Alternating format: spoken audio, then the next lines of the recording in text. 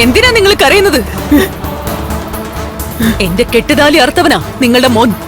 സ്വന്തം ആങ്ങളെ തന്നെയല്ലേ മോളെ അതിന്റെ കാരണക്കാരൻ? ആങ്ങളെയും എന്റെ അമ്മയച്ചന് കണക്കാ. ഇപ്പോഴെനിക്ക് ഓരോന്നേരം മനസ്സിലാവുന്നുണ്ട്. നിങ്ങളുടെ മോന്റെ ദേഹത്ത് ബാധ കയറിയപ്പോ അയാൾ സത്യങ്ങളെ വിളിച്ചു പറയാൻ പോയത്. അന്ന് കൂടെ നിന്നവരിൽ എന്റെ അമ്മാവൻ ഉൾപ്പെടെ ഉള്ളവര് അയാളുടെ വാ മൂടിക്കെട്ടുകയായിരുന്നു. അതിന്റെ കഥ പറയാനാണെങ്കിൽ ഒരുപാടുണ്ട്. എന്തായാലും കണ്ണൻ നേരത്തെ സത്യങ്ങളൊക്കെ തിരിച്ചറിഞ്ഞതാ, എന്നിട്ട് ക്ഷമിച്ചു. പക്ഷേ മഹിയെ തള്ളി താഴെയിട്ട് മഹിയെയും കുഞ്ഞിനെയും കൊല്ലാൻ നിന്റെ ഭാര്യ നോക്കിയതോടെയാ ഇനി ശത്രുക്കൾ കരയണമെന്ന് ഇവൻ അങ്ങ് തീരുമാനിച്ചത്. ആങ്ങളെന്ന് പറയുന്നവൻ ജീവനായിരുന്നല്ലോ, ജീവന്റെ ജീവൻ. ഇപ്പൊ എന്തു പറയുന്നു?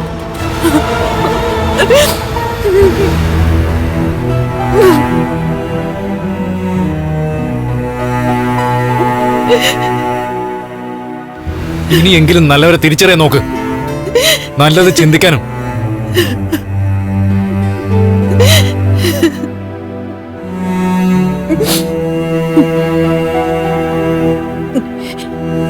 ഇനി അവളെ എനിക്ക് മരുമോളായിട്ട് വേണ്ട, നിങ്ങളുടെ കൊച്ചുമോളെ. മോളെ ദുർഗേ, അവള് എന്റെ വിശ്വേട്ടന്റെ കൊലയാളിയുടെ മകളാ.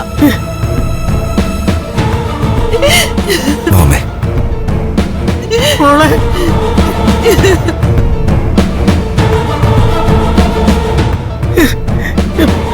പ്രതാപചന്ദ്രൻ സത്യം പറഞ്ഞത് എന്തുകൊണ്ടാണെന്ന് ഞങ്ങൾക്കറിയാം.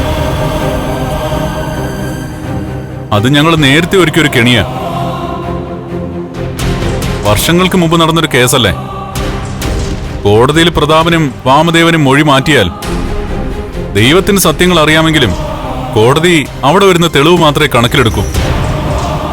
അതുകൊണ്ടാ ഒരു മുഴം മുന്നേ ഞങ്ങൾ എറിഞ്ഞത്.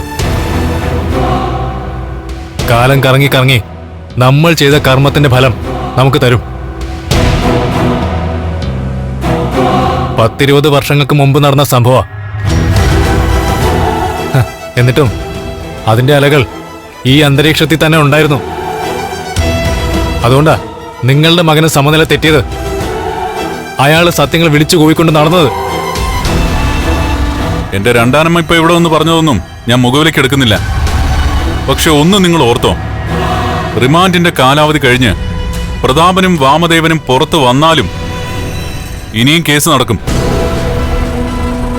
അങ്ങനെ കേസ് നടന്ന അന്തിമ വിധി വന്നു കഴിഞ്ഞാൽ 20 വർഷത്തെ കടമുണ്ട്. എന്റെ അച്ഛന്റെ കൊലപാതകത്തിന്റെയും എന്റെ തളർച്ചയുടെയും കടം. അത് വീട്ടാൻ പ്രതാപനും വാമദേവനും സകല സ്വത്തുക്കളും തികഞ്ഞൊന്നും വരില്ല.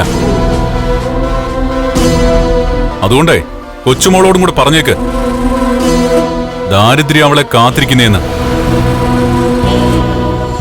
നിങ്ങളും അത് മനസ്സിൽ വെച്ചോ.